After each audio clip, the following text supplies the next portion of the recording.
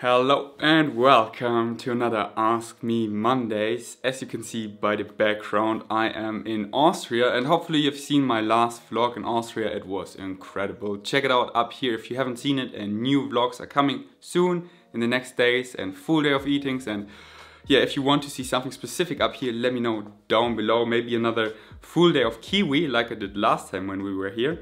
Anyways, I dive right into your questions, shall we? Let's go.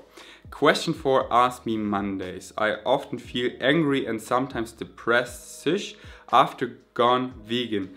Feeling like no one understands you or almost looks at you like you are a different person is so hard to deal with. I do have some people understanding me, but I have most of them from social media.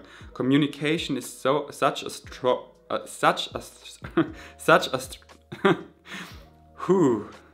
strong tool here, understanding veganism and speak about it. How do you deal with your emotions if veganism made you feel angry on the world? I talked about that many times, so I encourage you to watch my other Ask Me Mondays, but of course I will talk about it now as well. Yeah, you're absolutely right. Especially at the beginning, you know, it is key to get a right environment where people understand you, they're respectful and they get it, you know. But at the beginning, you're doing something that offend them, because what we eat is such a personal choice and people often feel offended. But yeah, and that's the paradox about it, because you want to help them to eat healthier, to live healthier and more sustainable, and you want to do that, or maybe you don't want to. Of course you want to help them, but you do it for yourself, and you do it for such great reasons which often people don't get, and they feel so offended, and that you attack them because you attack their lifestyle choices, what they've done from the beginning of life, when they were born, what their mother fed them. And you say you offend my mother because she's feeding me this chicken soup every Sunday, and you say my mother's bad, and it's really personal, this decision, and people feel offended. That's why focus on yourself, start eating that way yourself, and inform yourself that you can debunk all the myths, the stereotypes that come at you left and right, because often people are also just worried about you because they don't know. It's so ingrained into their belief system that you need animal products, but they have no clue. And if you inform yourself, then you can debunk all the myths, the stereotypes, and then your parents, they don't worry about you anymore, because you know you get all your nutrients you need, you eat healthy, and then often they get curious too, because maybe they have a Western disease which a plant-based diet cannot only stop but even reverse, like diabetes type 2, heart disease, high blood pressure. So then they're super curious because they want to get rid of the disease, and a plant-based diet often is the cure. And yeah, but anyways, your question was, how do you deal with your emotions if veganism made you feel angry in the world?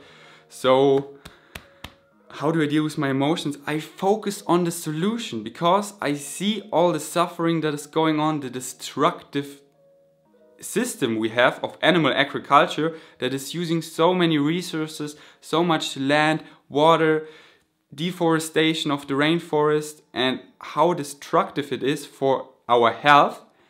And I know that a plant-based diet is the solution for all three categories I just mentioned.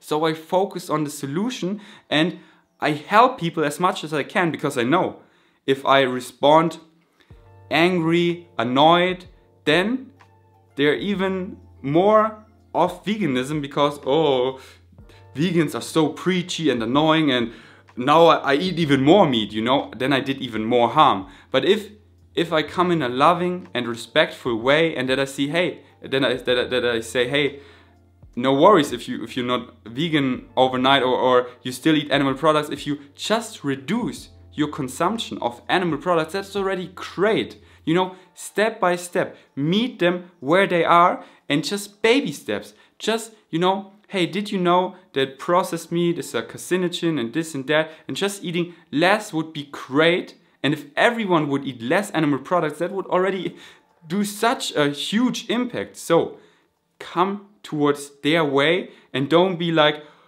this, you know, or if they're not 100% going vegan and or you're still eating this and you're still eating that. Don't focus on that. Focus on the small step they're doing and not what they're not doing. Because if you give them the feeling that the steps they're doing right is great, then they're more likely to keep this and to do more steps, to eat less animal products and more plant foods, and that is the goal. So I link your talk down below and I encourage you to watch it.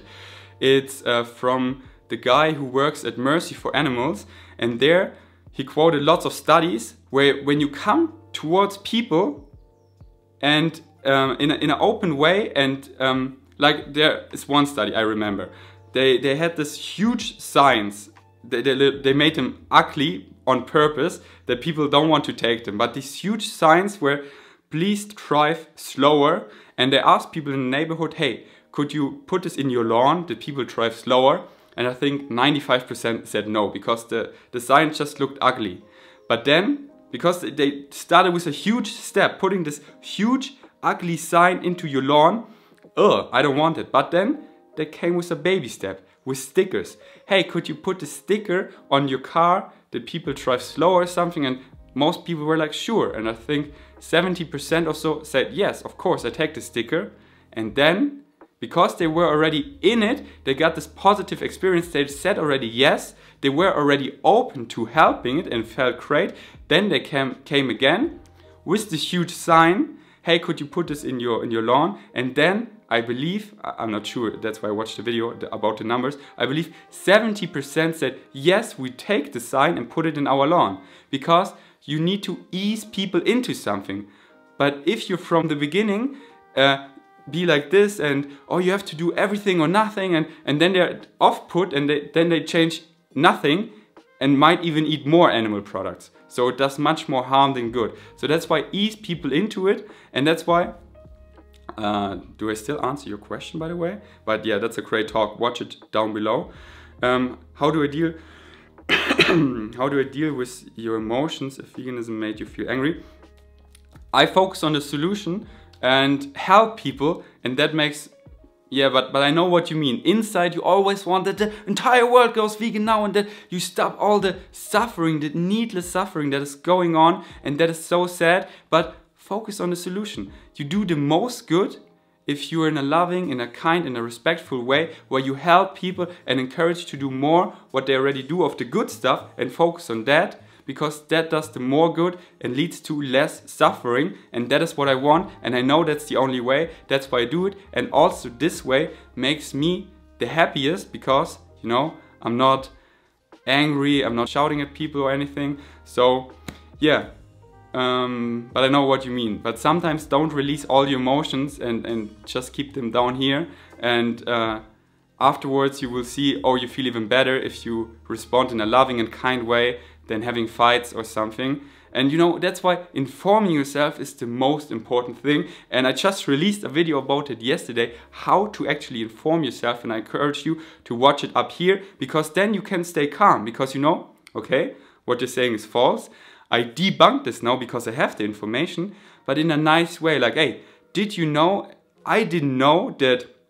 I thought like, yo, we vegans, we use all the soy, and soy is really destructive for the rainforest. But then I found out that about 90% of the soy production is fed to livestock. That we vegans eat only the 5 to 10% of the soy is made for human consumption, and that is not grown in the rainforest. That is actually grown mostly in Europe, so it's not destructive for the rainforest. So like this way, that did you know, or I didn't know and I found out and then yeah, you have all the information all on your side, and then you can debunk all those myths or stereotypes left and right, and yeah, you make your environment more compassionate and aware, and it leads to more compassionate and smarter and healthier lifestyle choices. Whew, that was such a long answer.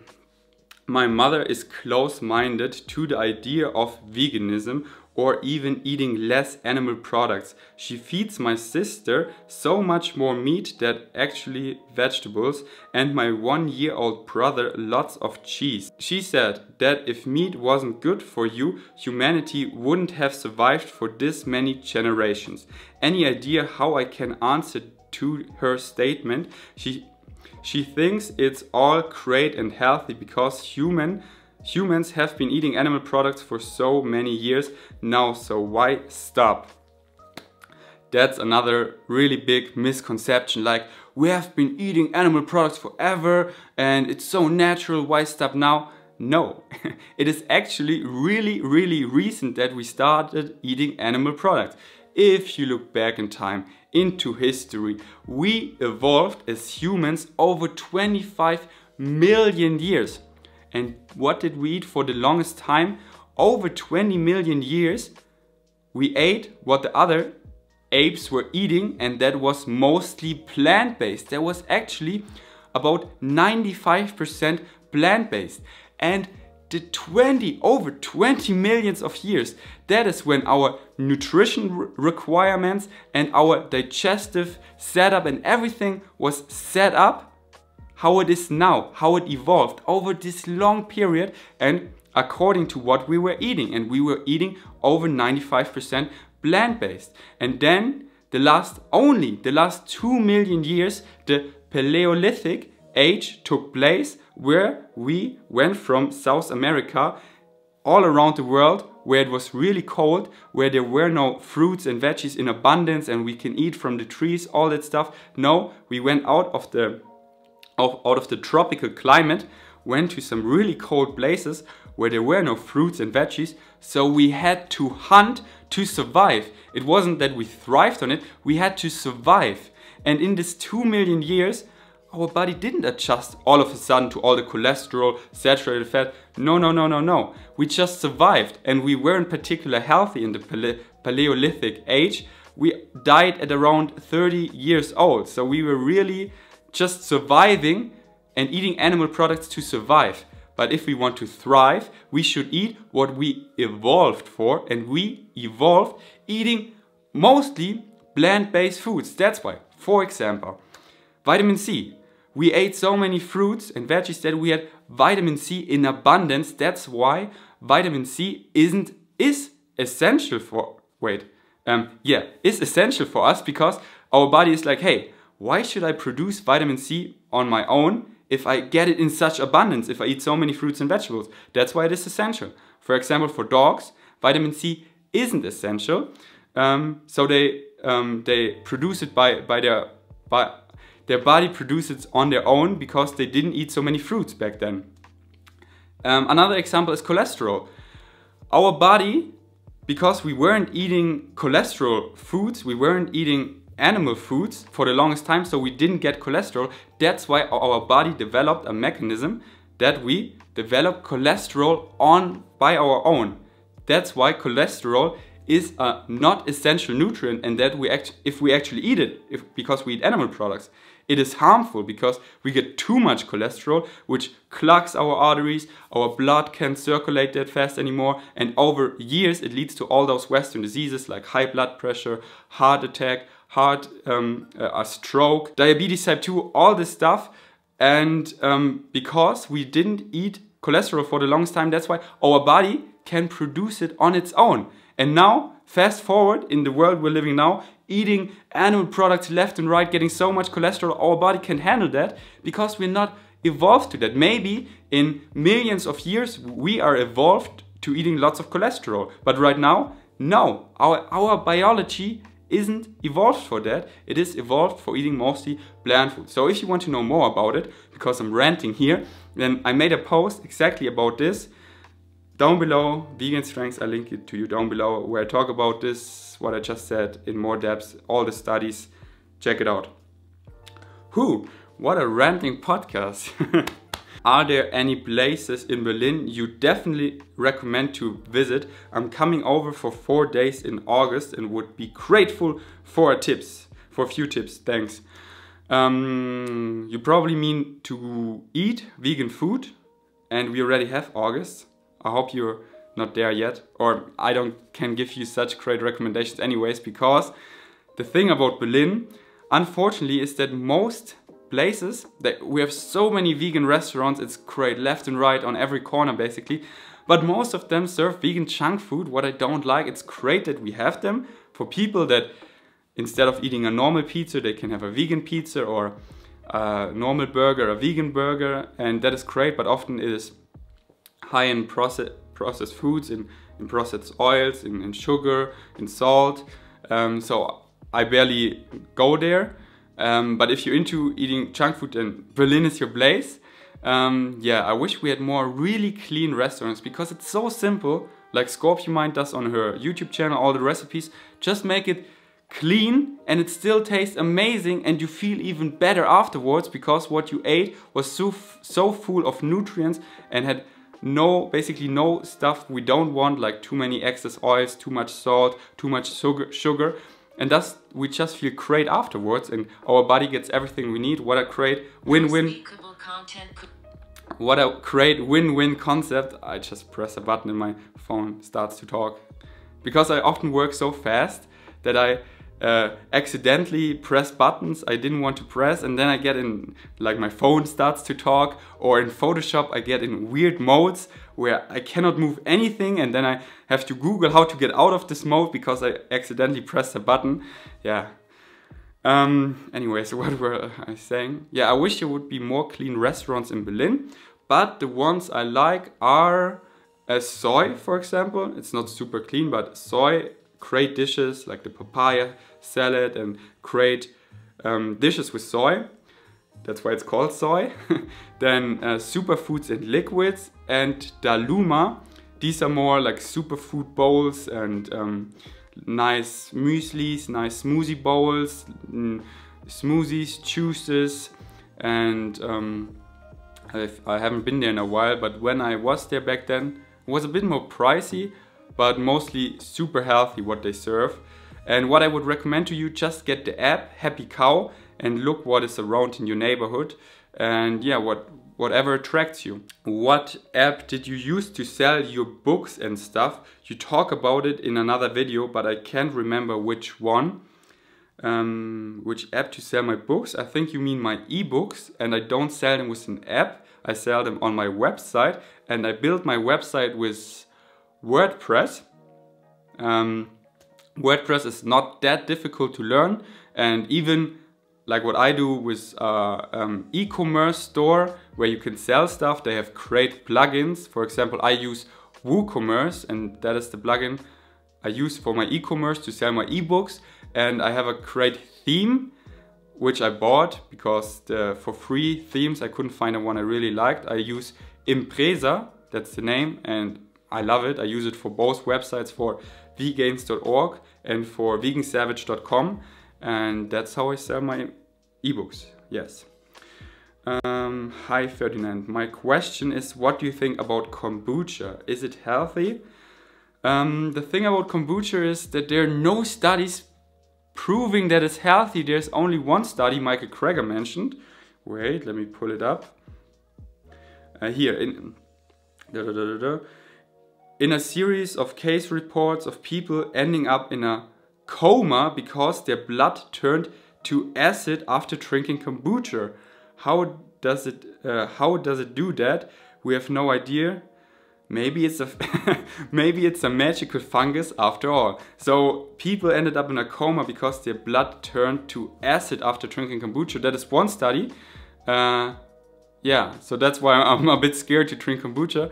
But what I think, but this is not only my opinion, because as I said, I found no legit study that proves kombucha is healthy and all that stuff.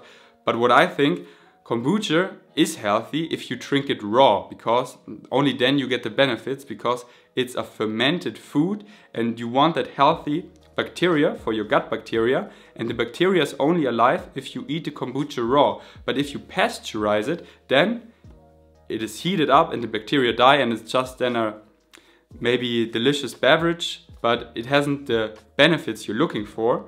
That's why you have to drink it raw. That's why back in the days I made my own kombuchas. I had all these funguses and made so much kombucha, and at one point it was just too much because the kombucha fungus, it reproduces all the time and a new baby fungus grows, and then I had 6, 7 funguses and I grew one huge fungus. I show you some footage here.